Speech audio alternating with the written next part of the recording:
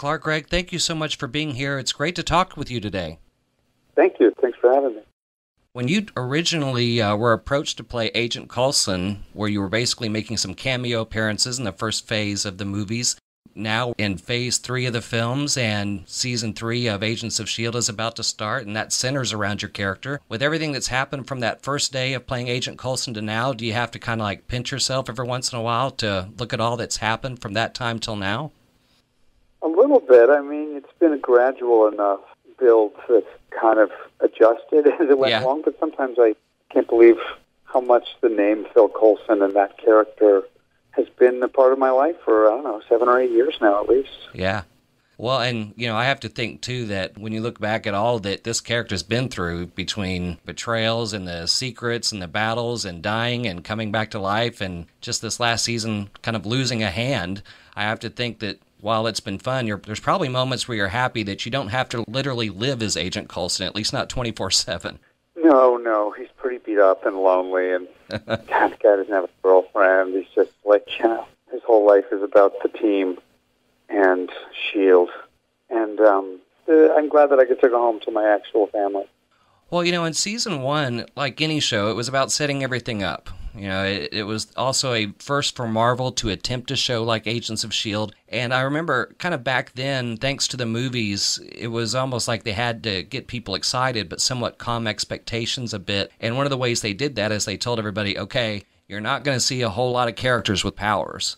I think it's safe to say that that's changed a bit going into season 3. So do you feel like, especially now, that this show really has become what fans have really, really wanted in a show like this?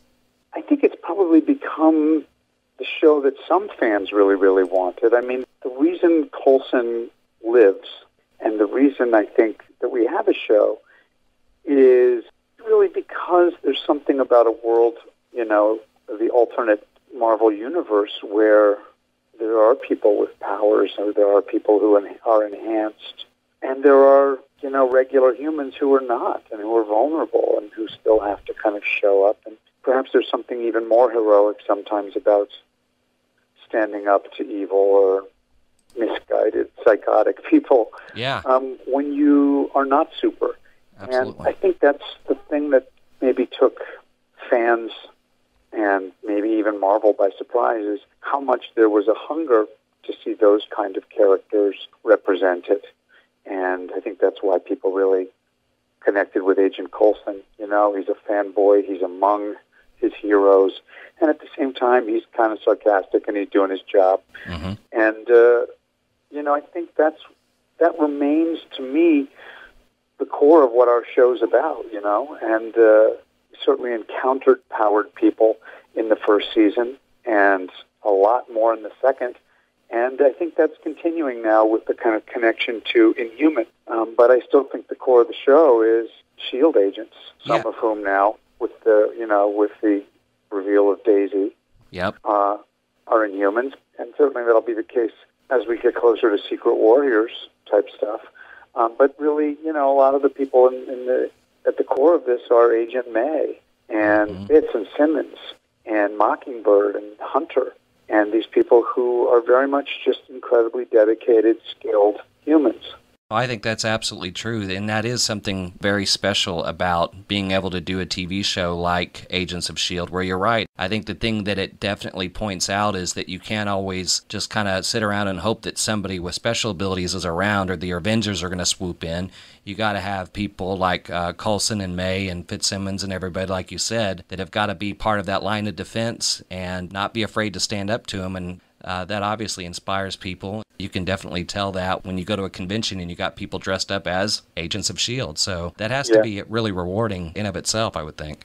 It is. I mean, it's exciting to see some of the stuff that's happening, and certainly the reveal that there are Inhumans among us is a cool thing. I always liked the idea that was present in Civil Wars and certainly in some of the X-Men comics I read when I was a kid, where, people who are different are ostracized, and there are those who want to hunt them down, and there are those who are among them who want to misuse those powers, sometimes because they're so angry about the way they've been treated. Sure. It's very much the topic of, the comics of Civil War, and it's cool to kind of have some of the first glimpses of that happening on our show. And I'm excited to see where this season goes for that reason. Yeah, and in the past, it's been that Agents of S.H.I.E.L.D. tied into a movie like Thor, The Dark World, or Winter Soldier with the breakup of S.H.I.E.L.D. and the infiltration of Hydra and everything. But what it's like now with Inhumans, you've got this show now that's basically getting people more or less acquainted with what the Inhumans are and maybe sort of prep people for the Inhumans movie, which I know happens way down the road, but that's also kind of a unique and cool element of what S.H.I.E.L.D. is doing this year, as opposed to just being a tie-in for when a movie comes out. This whole Inhumans element is really kind of giving people a chance to get familiar with Inhumans, because I know that even people that read more comic books than others don't always have even the strongest familiarity with Inhumans, and now this show has a chance to prep everybody for what Marvel's doing with these characters going into that film through the TV series. Yeah, and also, I mean, look, whatever has been in the comics isn't necessarily what you're going to see in the cinematic universe. Right. You know, they are very shrewd about translating this stuff to a three-dimensional world, you know? Yeah. And the spirit of it remains very true, because Kevin and Jeremy and Lou D'Esposito are big fans of this stuff. And at the same time, you know, it's different. And the version of the Inhumans that people will see in the filmed portion, whether it's TV or cinema, of the Marvel Universe is to a certain extent being explored and introduced here. And that's kind of exciting. You know, I didn't really think that the Captain America Winter Soldier thing was just a tie-in. I think that it was kind of gutsy what they did. They had this secret that this group that they thought was a bunch of different groups and people thought were kind of standalone villains each week actually weren't. These were all people united by something called Hydra, and it just wasn't revealed because they couldn't reveal it until the movie came out, and all of a sudden they had a show called Marvel's Agents of S.H.I.E.L.D., and S.H.I.E.L.D. no longer existed. Yeah. And that both caused them to and gave them the opportunity to completely reinvent the show for season 2, and I think that's happened again at the end of this season, and I don't even think fans really understand what's coming in season 3. There's hints about it with the Secret Warriors, but there's just, as always, that just scratches the surface of what I've seen so far in the 5 episodes that we've done. Yeah, and what I think what's great, and kind of to that point, is, you know, when you look at the threats that the team, or what's left of the team, is facing, that it seems like this is just the right thing for, in the process of kind of answering everybody's questions as to what happens next. These 2 new threats are kind of a great way to give everybody a path to reunite the team in S.H.I.E.L.D. In order to effectively face the threats in the 3rd season. Is that kind of a big element that you've seen so far? It would be hard for us to start out season 3 as torn apart as we were last year with the reveal of S.H.I.E.L.D. 2.0 and the betrayal of Coulson by Agent Morse and Mac. And yet I really felt like Coulson stayed pragmatic throughout that, and he was kind of like, look, try to understand things from their point of view. These are the people that they consider S.H.I.E.L.D., and I understand where they're coming from. I can see why someone might think that I'm insane or infected with some alien virus. I understand all that, and he wasn't kind of looking to murder anybody about it. Yeah. And as a result, he has people who have really kind of swung back around. You know, they thought there was a lot of people suspecting that he was embezzling money and, you know, doing some base for Inhumans. And, of course, he was really just building a helicarrier because Nick Fury asked him to. Yeah. And it turned out to be pretty useful in Sokovia.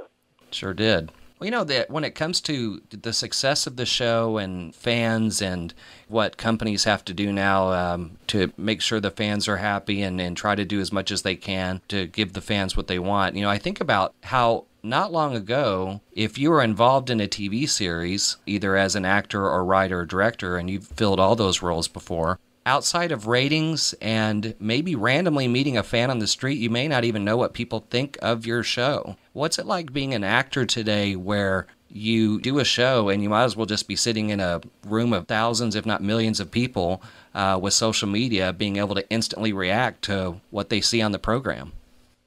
You know, overall, I kind of like it. Yeah? You know, it's interesting. You see how wide the same thing that this person really loves and really just makes the show for them is the same thing that really bothers somebody else who wanted a different thing out of the show. And it makes you kind of take opinions with a grain of salt. Sure. And on the other hand, I started out doing theater for years in New York. with the Atlantic Theater Company, and that's how I learned to use what I do as a way of communicating with people. And, sometimes you shoot something and you're in a soundstage with your pals on the crew, and you do it, and then a month or two later, you see it. And especially in our case, wow, look at that's what the green screen was showing. Yeah. And to kind of get to experience that with the fans when, you're live tweeting the show and see the way they react to something and the funny stuff that our fans kind of write about it, and the way that our, the cast kind of gets to watch it together sometimes and do that. Mm-hmm. That kind of brings back an element of kind of feedback and communal things that's really moving a lot of times. I bet so. And, and tied to that idea, as I mentioned, it has to be a lot of fun watching those reactions on Twitter with people live tweeting even as they watch.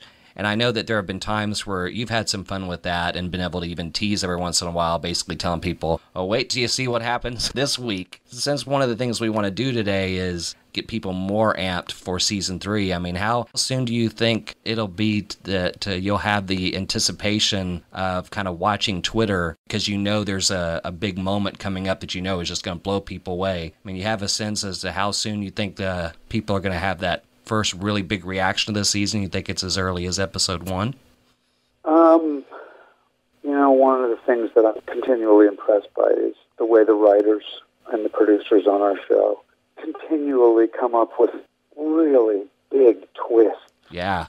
And just the kind of, from the minute I read the first episode of this season, they just slam us right down into such big stakes, complications, and like we said, people know that that there's Inhumans and that there's a concept of secret warriors. But people they knew that Coulson was carving on the walls and that Hydra was in play to a certain extent, and that S.H.I.E.L.D. had gone underground last year. But if you think back to last year, that it doesn't give any mention of S.H.I.E.L.D. 2.0, or that Skye was Daisy, really, or that her dad was Mr. Hyde. You know what I mean? Yeah. There's so many more layers that they pop in. All I can tell you is, out of the gate, the first 2 or 3 episodes felt as big as anything we've done.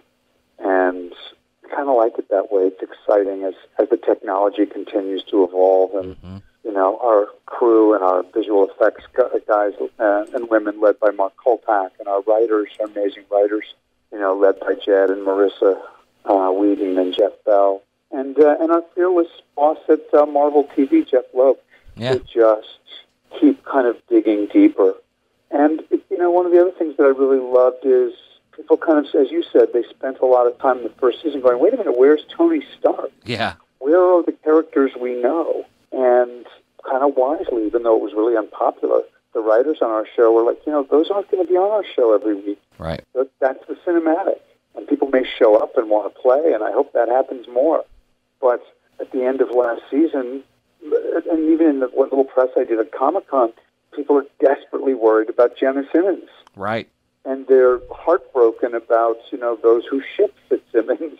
Yeah. Right. And they're really upset about the way Melinda May kind of stormed off in bad shape, and that Bobby was hurt. And people are really, people are very upset on both sides of, Ward as who some people consider, this self-excusing psychopath, and other people feel like he's a really misunderstood victim. Yeah. Which I think has to do with the complex way the writers have written him and the beautiful way that Brett Ward, my God, I spent so much time with what Brett Dalton plays him.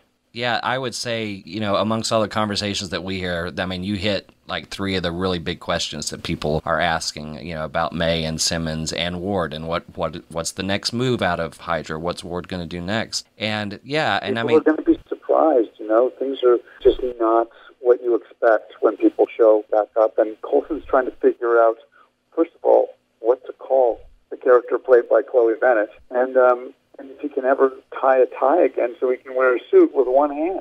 Yeah, and it's great to see people get that invested, and I know that has to be rewarding for everybody involved in the show, and it's just consistent with, like you're alluding to, with the writers and the people involved, just the magnificent things that Marvel's done both in film and television, and it's been great to see you be part of that, especially as the anticipation for the next episode of S.H.I.E.L.D. takes place and the anticipation of the next film. And it's just a really good time to be a geek and be into these sort of things. Yet it was interesting that just not long ago, Steven Spielberg recently said that he thought at some point in time superhero movies would kind of go the way of the Western and just be popular for a really long time and just fade out. And you've been a writer and director. You're involved in one of the most successful franchises in the film and TV industry, as I just mentioned. You meet the fans and you go to the cons every year. Do you think that could be true as someone who's really been able to be on both sides of this type of thing and be involved in, what it takes to make a successful film and be a part of a successful TV show? What do you see happening as far as the future of these shows and films? Steven Spielberg is so smart about film and about the kind of films that really land with a big section of the population. I think what's amazing about his work, a lot of it is, even his sophisticated adult stuff, there's something about the storytelling that really connects with a childlike sense of imagination. Mm-hmm. And certainly if the superhero movies become a stale trope and they're just the same formula being recycled, whether it's the kind of darker, more gothic DC version or the kind of, drama then comedy blend that Marvel does so magnificently, they'll die. But on the other hand, I'm 53, and I've been seeing superhero movies since I was a little boy. Yeah.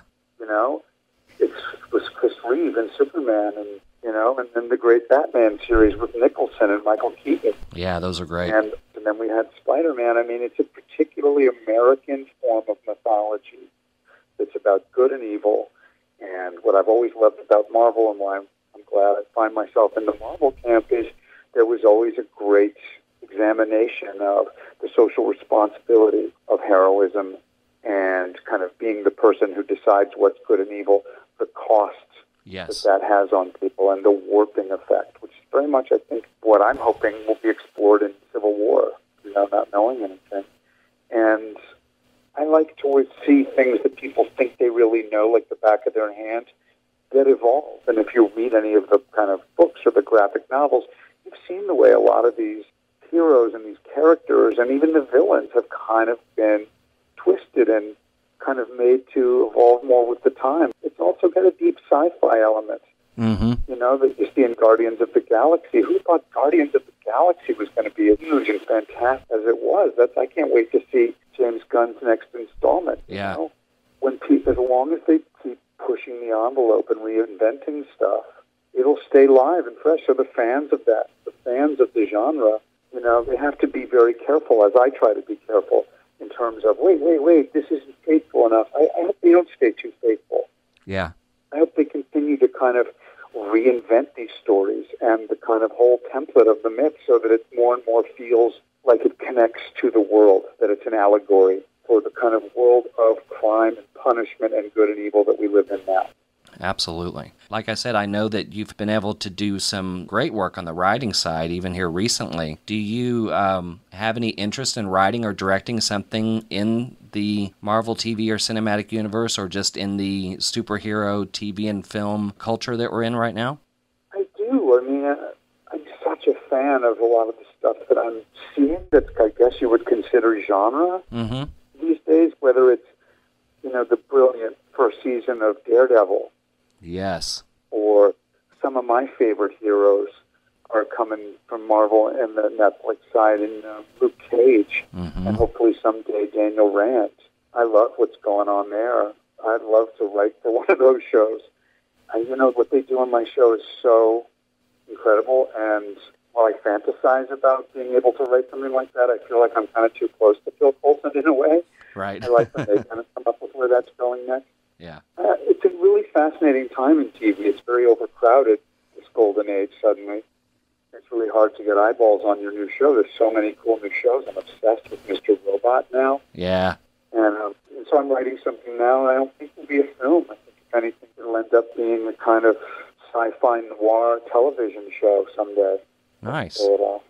It's really been something to see fandom grow and expand like it has. And I think this is especially true, especially in recent years, for young female fans. And I know you have a daughter that I've heard you talk about who's also equally passionate in her fandom. And I have a niece that I really hope will get into this as well, especially since the environment for it is so perfect. And what's interesting is kind of similar to Coulson. Peggy Carter kind of started out in the films and resonated with fans in a big way and then took on a life of her own and has also gone on to do a successful TV series. As a fan and the father of a fan, how thrilled are you to be seeing characters come alive that girls can be fans of and relate to and attach to, like Agent May and Mockingbird, Black Widow, and Skye, and their ability to connect with fans where girls also have that presence and those heroes? Something that I think Joss has very powerfully pushed for in his films, and I find inspiring. And, you know, in terms of Joss being one of the architects of our show, it's one of the things I like most about it, because my daughter actually is very close with both Elizabeth Henstridge, who plays Simmons, and Chloe Bennett, who plays Skye, and both those characters, you know, resonate for her, the kind of hacker warrior princess, and the, you know, biotechnologist. Yeah. I love that those role models are out there. You know, she goes to a girls' school where they very much focus on helping the girls and young women think of themselves, you know, as capable of anything, any kind of field. Yes. And I was trying to figure out a way to get Ronda Rousey to do a dub smash just so that my daughter could meet her. That would be awesome. Yeah, I mean, you and Chloe and Haley have been involved in that dub smash competition for charity, and we've been promoting that like crazy. And, you know, before that back and forth that you all had back at the convention, it was just so, you know, creative, and it looked like you all were having a lot of fun with that. What was it like really just taking this app and just doing something that really has taken a life of its own and now is raising money for two really great charities?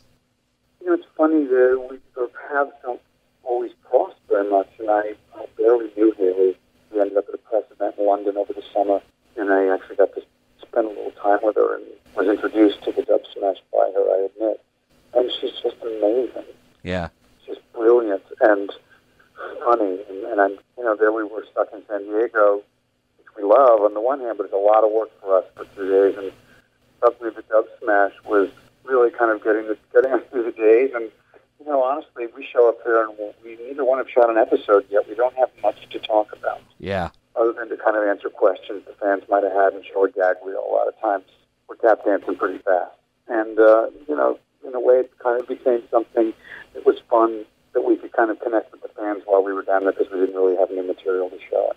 You know, when it became something that people were into and really enjoying, to have it suddenly turn into something where it's raising nearly $25,000 already. Yeah. For Stomp Out Bullying and St. Jude's Research Children's Hospital. It's really fun. You know, Haley's competitive. I'm not going to lie, so am I. So is Chloe. So is James. So is the whole cast. I mean, we're all having a lot of fun, working really hard to kind of do good dub smashes. Do you have a favorite one that you've done so far that, you know, was just one of those that when you put it together, you just like, okay, I can't wait for people to react to this one? I might have had more fun than I probably should have dressing up as Agent Carter, but swinging from the wrecking balls that went out were really fun. Yeah, I love that one. Very excited about the next one I have in mind as well. You know, in your career, you've had the chance to work with some incredible talent. We've talked about some of them today, but I have to think you felt you had really landed just a few days ago when you got to do a promo with Pepe the Prawn. Man, I love Pepe the Prawn. He's funny. It was real pleased, the whole thing. I mean, I was talking to my little brother about how we remembered when Sesame Street first came on the air. Yeah. And God knows, it must have been like late 60s. I guess it was late 60s, early 70s. And so to see Kermit there, and then Animal from the Muppet Show, and then Pepe. It was weird. That was weird how much I felt kind of moved by the whole thing. Yeah. Couldn't stop smiling.